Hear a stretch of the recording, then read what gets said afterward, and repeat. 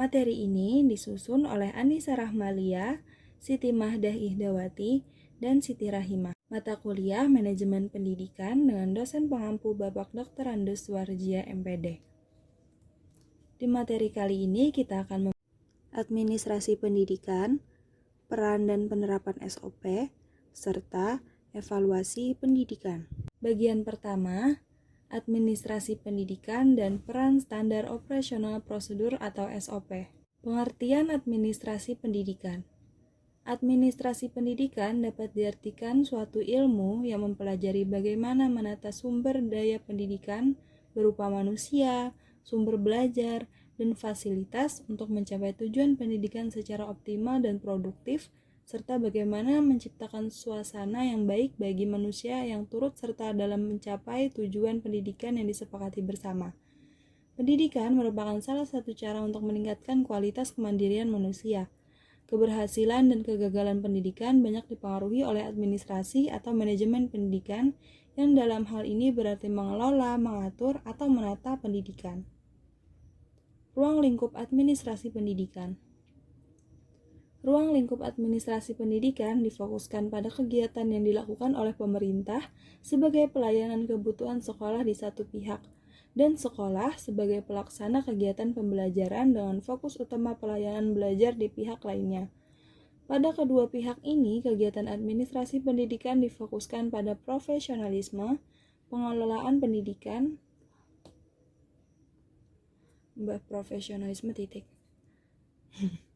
Pengelolaan pendidikan dilihat dari kelembagaan pemerintahan sebagai penanggung jawab pendidikan terhadap masyarakat maupun satuan pendidikan atau sekolah pada semua jenjang dan jenis sebagai institusi yang memberikan jasa pelayanan belajar kepada masyarakat.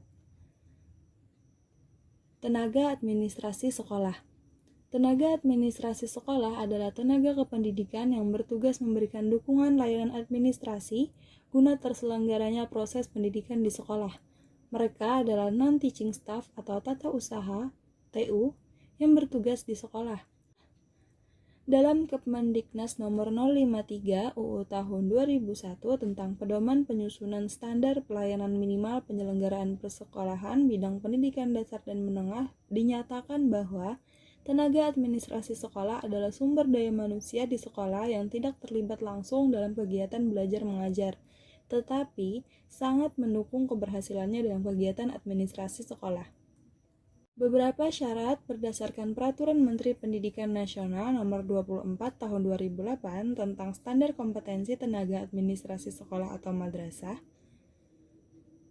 Pelaksanaan urusan administrasi kepegawaian, berpendidikan minimal lulusan SMA, MA, SMK, MAK atau yang sederajat dan dapat diangkat apabila jumlah pendidik dan tenaga kependidikan minimal 50 orang.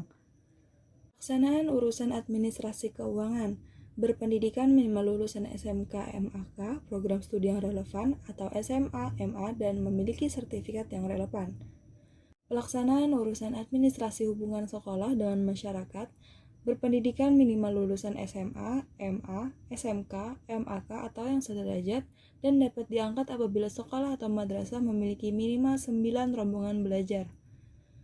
Pelaksanaan urusan administrasi perseratan dan pengarsipan, berpendidikan minimal lulusan SMK, MAK, program studi yang relevan. Pelaksanaan urusan administrasi kesiswaan, berpendidikan minimal lulusan SMA, MA, SMK, MAK atau yang sederajat dan dapat diangkat apabila sekolah atau madrasah memiliki minimal 9 rombongan belajar. Pelaksanaan urusan administrasi kurikulum, berpendidikan minimal lulusan SMA, MA, SMK, MAK atau yang sederajat dan dapat diangkat apabila sekolah atau madrasah memiliki minimal 12 rombongan belajar. Pelaksanaan urusan administrasi umum untuk SD, MI, SDLB, berpendidikan minimal SMA, MA, SMK, MAK atau yang sederajat. Petugas layanan khusus penjaga sekolah atau madrasah berpendidikan minimal lulusan SMP atau MTS atau yang sederajat. Tukang kebun berpendidikan minimal lulusan SMP, MTS atau yang sederajat. Tenaga kebersihan berpendidikan minimal lulusan SMP, MTS atau yang sederajat. Pengemudi berpendidikan minimal lulusan SMP MTS atau yang sederajat, memiliki SIM yang sesuai dan diangkat apabila sekolah atau madrasah memiliki kendaraan roda 4, dan pesuruh berpendidikan minimal lulusan SMP MTS atau yang sederajat. Jenis-jenis administrasi sekolah: administrasi kurikulum, administrasi kesiswaan, administrasi sarana dan prasarana, administrasi hubungan industri, administrasi keuangan, administrasi ketenagaan, administrasi tata persuratan dan kearsipan. Peranan standar operasional prosedur atau SOP. SOP pada pelaksanaan administrasi sekolah merupakan bagian dari standar mutu yang dikembangkan sekolah secara umum. Penyusunan SOP meliputi 4 tahap penyusunan, yaitu analisis kebutuhan SOP, pengembangan SOP, monitoring, dan evaluasi. Keempat tahap tersebut dilakukan secara beraturan sehingga dapat menghasilkan SOP yang sesuai dengan kebutuhan lapangan untuk menunjang kelengkapan manajemen mutu terpadu di sekolah. Kelola dapat diartikan sebagai cara atau metode yang digunakan oleh suatu organisasi untuk mendayagunakan seluruh potensi dan unsur-unsur yang dimiliki secara optimal dalam upaya mencapai visi, misi organisasi yang telah ditetapkan. Tujuan utama dari tata kelola yang baik adalah terjadinya peningkatan kualitas layanan administrasi sekolah secara terus-menerus dan berkesinambungan. Tata kelola yang baik menjamin adanya proses kesejajaran, kesamaan, kohesi, keseimbangan peran, serta adanya peran saling mengawasi atau saling mengendalikan yang dilakukan oleh semua komponen sekolah. SOP pada pelaksanaan administrasi sekolah merupakan bagian dari standar mutu yang dikembangkan sekolah secara umum. Penyusunan SOP meliputi 4 tahap penyusunan, yaitu analisis kebutuhan SOP, pengembangan SOP, monitoring, dan evaluasi. Keempat tahap tersebut dilakukan secara beraturan sehingga dapat menghasilkan SOP yang sesuai dengan kebutuhan lapangan untuk menunjang kelengkapan manajemen mutu terpadu di sekolah. Bagian 2. Penerapan standar operasional prosedur. Pengertian standar operating prosedur atau yang disebut dengan SOP adalah sistem yang disusun untuk memudahkan, merapik, dan menertibkan pekerjaan. SOP memiliki 3 uraian, yaitu standar, operating, dan prosedur. Standar mengandung ketentuan yang menjadi acuan pokok, yaitu sebagai acuan di mana setiap anggota harus mematuhi standar operasional prosedur. Yang perlu ditekankan pada standar ini adalah bersifat mengikat. Operating adalah kegiatan kerja atau aktivitas-aktivitas di dalamnya yang terkait dengan kaidah-kaidah yang sudah ditentukan. Dan dalam penerapannya, aktivitas-aktivitas tersebut harus sesuai dengan kaidah atau standar yang diberlakukan. Prosedur mengandung arti sebagai langkah atau tahapan yang berhubungan dengan proses dalam aktivitas kerja dan harus dideskripsikan secara jelas dan terperinci.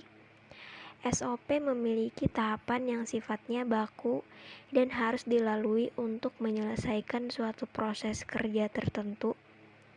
SOP menjadi sistem yang memberikan acuan kerja, kapan, di mana, oleh siapa, dan cara menjalankannya, terutama yang bersifat rutin dan pembiasaan. Tujuan SOP: menjaga kualitas keseluruhan pelaksanaan kegiatan di setiap satuan pendidikan, memandu dari awal hingga akhir kegiatan secara sistematis sehingga tercipta konsistensi perilaku pendidik dalam mengembangkan karakter siswa atau mahasiswa, menjaga konsistensi dan kinerja pendidik dan tenaga kependidikan dalam satuan pendidikan sehingga tercipta kedisiplinan semua pihak. Mengetahui dengan jelas peran dan fungsi setiap-tiap posisi dalam organisasi sehingga semua pihak memiliki standar yang sama dalam memberikan layanan dan fasilitas pada siswa atau mahasiswa. Mempermudah penemuan hambatan yang muncul dalam pelaksanaan kegiatan baik dari dalam maupun luar lembaga. Memperjelas alur tugas, wewenang, dan tanggung jawab dari petugas terkait. acuan kerja bagi pendidik dan tenaga kependidikan, sehingga melindungi satuan pendidikan dan pendidik terhindar dari kesalahan administrasi lainnya. Memudahkan pengkaderan pendidikan baru dalam memberikan layanan di satuan pendidikan.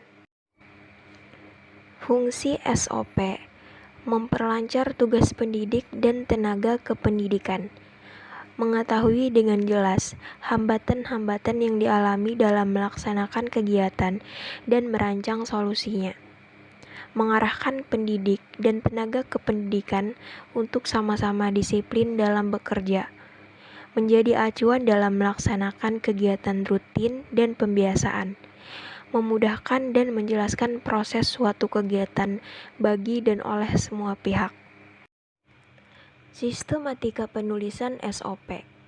Gaya penulisan SOP, gaya penulisan standar operasional prosedur, diantaranya ialah penulis aktor atau pelaku dalam SOP sebaiknya dipisahkan dari aktivitas atau kegiatan-kegiatannya. Antara penulisan dan penjelasan kegiatan harus dipisahkan. Kolom aktor harus terpisah.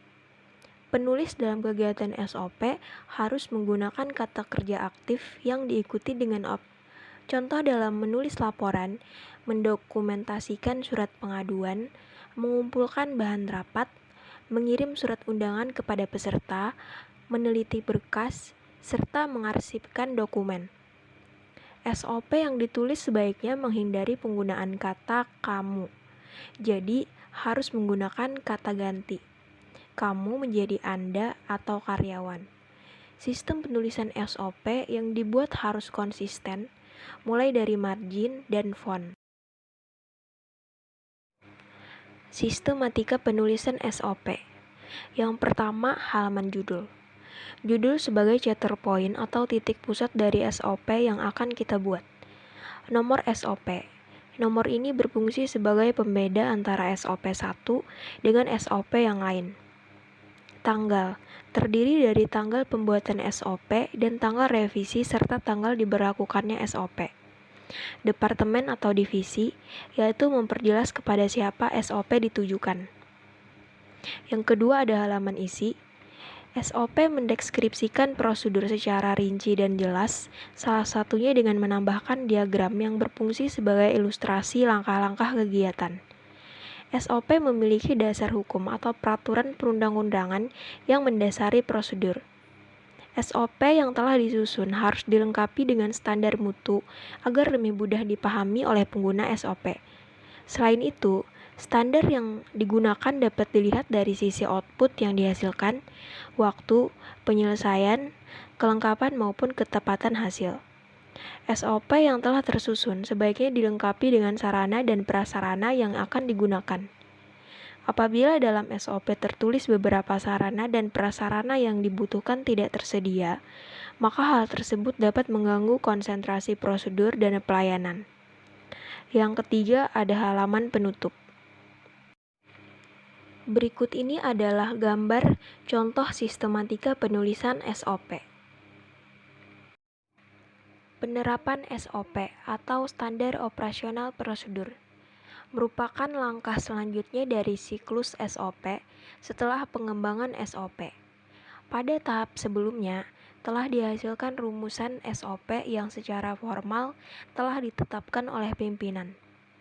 Dilakukan oleh setiap unit kerja dan harus dapat memastikan bahwa tujuan berikut dapat tercapai.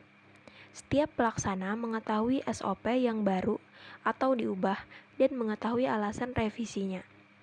Salinan atau fotokopi SOP disebarluaskan sesuai kebutuhan dan siap diakses oleh semua pengguna potensial. Berikut beberapa hal yang harus diketahui tentang SOP. Tingkatan kerincian jenis pekerjaan akan memberikan pengaruh pada tingkatan kerincian SOP yang akan dibuat.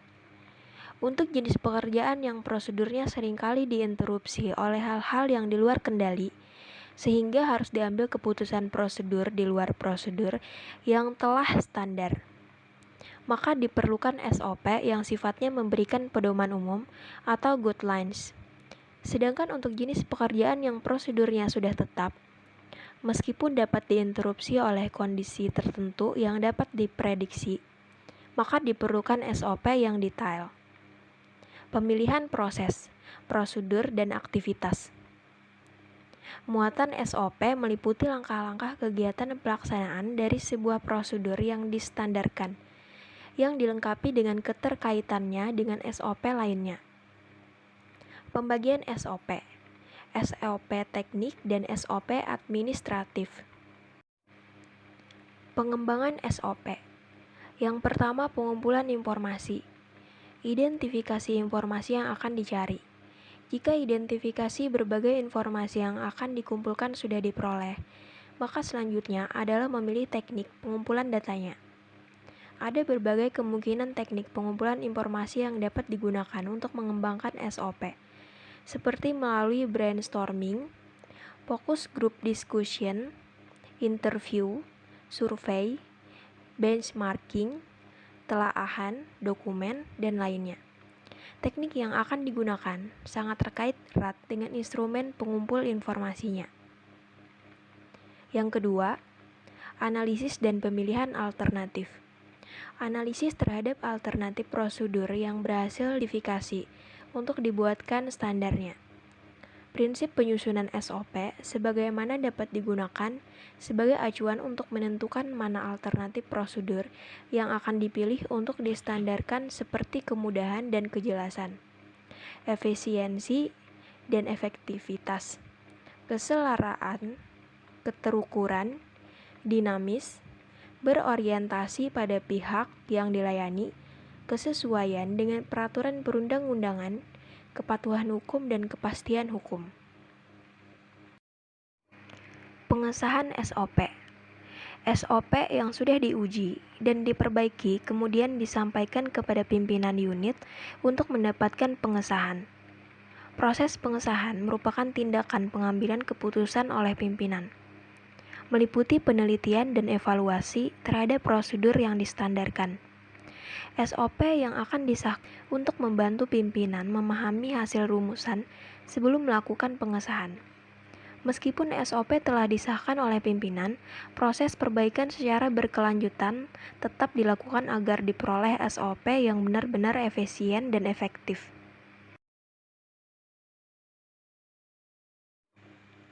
Evaluasi pelaksanaan SOP. Ada beberapa jenis evaluasi yang dapat dilakukan, misalnya evaluasi kepatuhan atau kedisiplinan, yaitu berfokus pada SOP yang sudah ditetapkan oleh lembaga. Evaluasi yang bersifat kontinu, sehingga hasil evaluasi yang dilakukan tentu lebih optimal.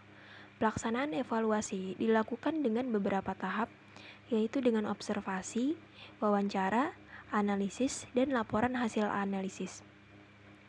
Evaluasi melihat seberapa baik pelaksanaan SOP terhadap kemajuan lembaga. Evaluasi dilakukan memberikan penilaian terhadap SOP. Namun lebih dari itu, evaluasi harus menghasilkan data-data yang sistematis, independen, dan terdokumentasi. Data-data tersebut dapat diperoleh melalui wawancara, observasi, dokumentasi, dan proses lain guna memperoleh data informasi mengenai kebutuhan SOP. Data-data yang dihasilkan kemudian dianalisis, lalu dijabarkan dalam laporan evaluasi atau laporan audit internal. Jenis-jenis SOP. Pertama, simple step. SOP berformat langkah sederhana ini biasa digunakan jika prosedur yang akan disusun hanya membuat sedikit kegiatan dan memerlukan sedikit keputusan. Kedua, hierarchical step format. Tahapan berurutan ini yaitu format pengembangan dari simple steps. Prosedur yang dijelaskan umumnya lebih dari 10 langkah dan membutuhkan informasi lebih jelas. Akan tetapi, hanya memerlukan sedikit pengambilan keputusan. Selanjutnya ini ada dasar-dasar evaluasi program pendidikan.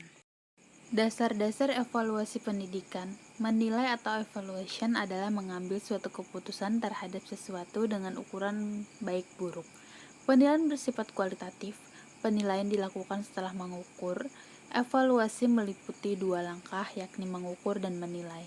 Evaluasi adalah proses pengumpulan data untuk menentukan sejauh mana, dalam hal apa, dan bagian mana tujuan pendidikan sudah tercapai.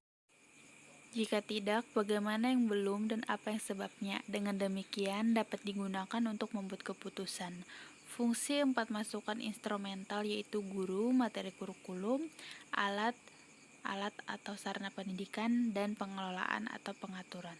Sudah jelas, yaitu sejak aktif membantu terjadinya proses transformasi agar berlangsung dengan baik. Ada makna penilaian. Makna bagi siswa adalah dengan diadakannya penilaian, siswa dapat mengetahui sejauh mana siswa telah berhasil mengikuti pelajaran yang diberikan oleh guru. Bagi guru, dengan hasil penilaian yang diperoleh, guru dapat memberikan perlakuan yang teliti kepada siswa untuk mengetahui ketepatan materi yang diberikan dan untuk mengetahui ketepatan metode yang digunakan saat mengajar. Makna bagi sekolah, informasi penilaian dari guru dapat digunakan untuk mengetahui kesesuaian harapan kondisi belajar yang diciptakan sekolah untuk mengetahui ketepatan kurikulum sehingga menjadi bahan pertimbangan perencanaan sekolah di masa yang akan mendatang dan dapat digunakan sebagai pedoman sekolah dalam memenuhi standar pembelajaran. Subjek dan sasaran evaluasi adalah orang yang melakukan atau pelaksanaan evaluasi.